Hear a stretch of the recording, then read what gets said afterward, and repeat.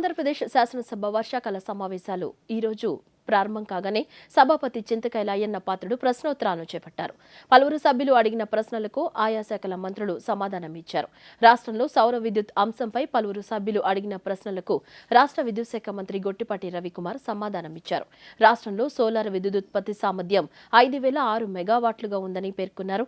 Solar విద్యుదుత్పత్తిని పెంచేందుకు రాష్ట్రం AP integrated clean energy policy 2024ను తీసుకొచ్చిందన్నారు. మోడల్ స్కూల్, కేజీ, బీవీ వసతి గృహాల్లో 2,138 కిలోవాట్స్ సామర్థ్యంతో రూఫ్ టాప్ సోలార్ ఏర్పాటు చేసినట్లు తెలిపారు. పీఎం సూర్యగర్కు బ్యాంకర్ల మద్దతు కోసం ప్రభుత్వం ఇప్పటికే చర్యలు చేపట్టిందని పేర్కొన్నారు. సూర్యగర్ ద్వారా కేంద్ర ప్రభుత్వం ఇచ్చింది. దాని ద్వారా బ్యాంకర్స్ లో కొద్దిగా ఇబ్బంది ఉంటే దాన్ని మాట్లాడుతున్నాము. మొన్న ఈ మధ్య జరిగిన బ్యాంకర్స్ మీటింగ్ లో కూడా ముఖ్యమంత్రి గారు బ్యాంకర్స్ తెలియజేయడం జరిగింది. దాన్ని కొద్దిగా సులభత్వం తీసుకొచ్చి తొందరలోనే ఆ కార్యక్రమాన్ని వేగవంతం చేస్తాం. అదేవిధంగా గవర్నమెంట్ బిల్డింగ్స్ మీద, అదేవిధంగా పంచాయతీల్లో ఇతర ప్రభుత్వ బిల్డింగ్లు, స్కూల్స్ వీటన్నిటి మీద కూడా సోలార్ పెట్టమని అడుగుతున్నారు. సోలార్ని ఆ దశగా పనిచేస్తూ ఉన్నాము. కొన్ని చోట్ల ప్రభుత్వ పాఠశాలల్లో హాస్టల్స్లో పెడతా ఉన్నాము.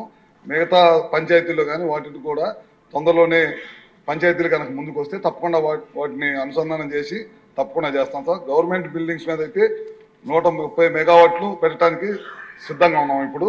అదేవిధంగా పిఎం సూర్యగర్ అనేది అగ్రికల్చర్కి సంబంధించింది సార్. దాదాపు టెండర్ల ప్రక్రియ కూడా అయిపోయింది. రాబోయే రోజుల్లో పగలపూట 9 గంటలు రైతులకు విద్యుత్ ఇవ్వడం కోసం ఈ ప్రభుత్వం టెండర్లు కూడా పిలిచింది. దాదాపు ఇంకో 2-3 నెలల్లోనే స్థలాలు కూడా స్వీకరణ చేస్తా ఉన్నాం.